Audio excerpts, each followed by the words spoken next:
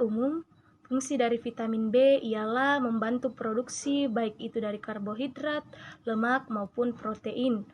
Kemudian dia akan berperan di dalam sintesis neurotransmitter, kemudian dia akan berperan dalam mengkonversi asam amino, kemudian sintesis asam lemak, dan hormon juga berperan sebagai antioksidan. Nah, yang pertama ada vitamin B atau tiamin. Fungsi dari tiamin selain dia membantu proses pembentukan energi dari karbohidrat, dia juga membantu dalam sistem kardiovaskular, dalam sistem saraf.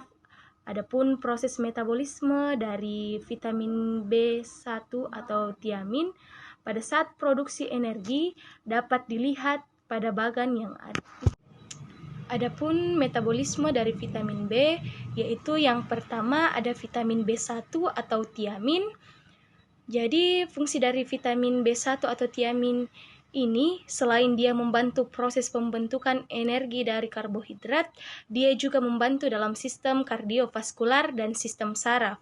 Adapun proses metabolisme dari vitamin B1 atau tiamin pada saat produksi energi dapat dilihat pada bagan yang ada di samping. Jadi, tiamin ini berperan dalam pembentukan asam pirufat menjadi asetil koenzim A yang kemudian akan masuk ke dalam siklus Krebs. Jadi, tanpa adanya tiamin, tubuh kita tidak akan maksimal di dalam memproduksi ATP atau energi. Contoh misalnya ketika kita mengonsumsi sumber energi tetapi tiaminnya tidak ada atau kurang, maka asupan yang kita konsumsi itu tidak akan menghasilkan energi secara maksimal karena tidak ada tiamin yang bisa mengubah asam pirufat menjadi asetil koenzim A.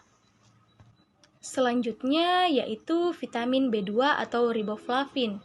Nah, bentuk koenzim dari riboflavin ada FAD dan FMN.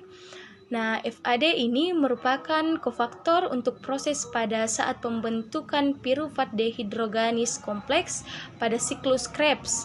Kemudian FMN merupakan pembawa elektron pada proses transfer elektron. Nah, kemudian peran dari riboflavin adalah berperan dalam proses oksidasi lemak atau proses pembentukan energi dari lemak. Jadi, FAD akan berperan dalam siklus Krebs, kemudian bentuk riboflavin dalam FMN akan berperan di dalam transfer elektron, kemudian dia akan menghasilkan energi. Pada vitamin B3 atau yang biasa disebut dengan niacin dan dikenal dengan Feed the Burn. Jadi untuk vitamin B3 ini bentuk kofaktornya atau A ekoenzimnya adalah NAD+, di mana NAD+ ini dibutuhkan dalam proses glikolisis dan nantinya dia akan dikonversi pada transfer elektron. Kemudian dia akan dikonversi dari NADH menjadi ATP. Kemudian peran dari niacin. Jadi pertama pembentukan dari glukosa ke asam pirufat itu membutuhkan niacin. Kemudian asam amino juga membutuhkan niacin. Begitu pula pada proses siklus Krebs itu akan membutuhkan niacin. Nah, niacin ini akan mudah dirusak karena proses penyimpanan, kemudian pada saat proses pemasakan dan pengolahan menggunakan air. Ketika kelebihan air, makanan itu tidak menyebabkan efek kemudian. Ketika kekurangan atau defisiensi, dia akan menyebabkan pellagra. Kemudian ada vitamin B5. Vitamin B5 dikenal dengan asam pantotenat atau the center of energy. Gambar di samping adalah bentuk struktur dari asam pantotenat dan struktur dari koenzim A. Jadi, asam pantotenat itu adalah penyusun dari koenzim A. Asam pantotenat ini diperoleh dari makanan dan minuman yang bentuk koenzim A yang nantinya harus dipecah menjadi asam pantotenat untuk diserap di usus. Kemudian asam pantotenat ini digunakan untuk memproduksi koenzim A. Kenapa dia disebut dengan the center of energy? Karena kita ketahui bahwa koenzim A ini merupakan pusat dari proses pembentukan energi. Jadi semua zat gizi yang kita konsumsi nantinya akan diubah menjadi asetol koenzim A. Sedangkan koenzim A ini salah satu strukturnya atau penyusunnya adalah asam pantotenat. Dia akan mudah rusak karena pengalengan, kemudian pada saat food processing, kemudian pada suhu. Vitamin B6 atau pyridoxine yang dikenal dengan the protein burner ini adalah bentuk dari koenzim vitamin B6 yaitu pyridoxal fosfat. Nah, PLP ini adalah kofaktor terkait kovalen dalam proses transminasi dan beberapa proses dekarboksilasi serta fosforilasi glikogen. Misalnya di sini terjadi proses transmisi. Jadi ketika tubuh kita mengonsumsi protein, ketika ingin menghasilkan energi terlebih dahulu, dia akan melalui proses transminasi. Berarti proses transmisi ini akan membutuhkan vitamin B6, kemudian dia akan membantu di dalam fosforilasi glikogen menjadi glukosa yang kemudian dia akan membantu proses sampai dia menghasilkan energi.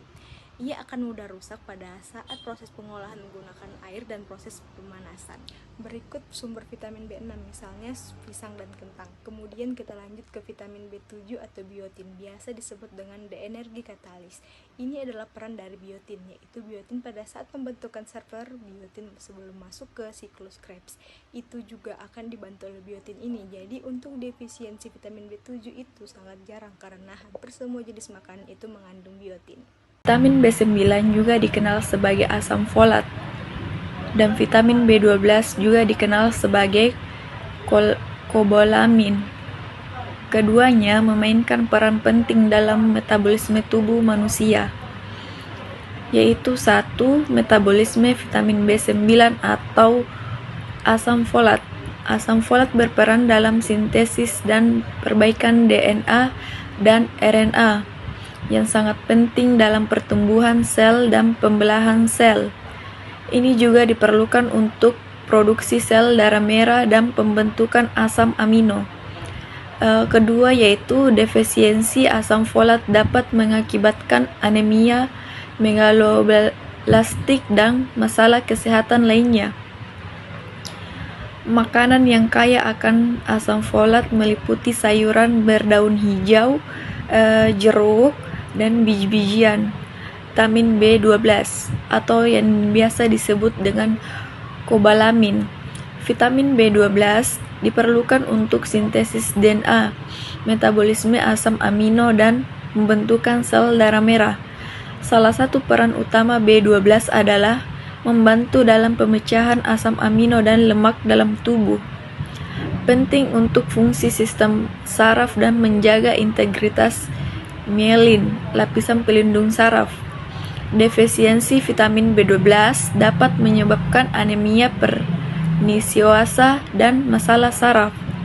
Sumber alami B12 adalah produk hewani seperti daging, ikan, susu, dan telur. Kedua vitamin ini sangat penting untuk menjaga kesehatan tubuh dan berbagai proses metabolik. Pastikan untuk mendapatkan asupan yang cukup dari makanan atau suplemen jika diperlukan.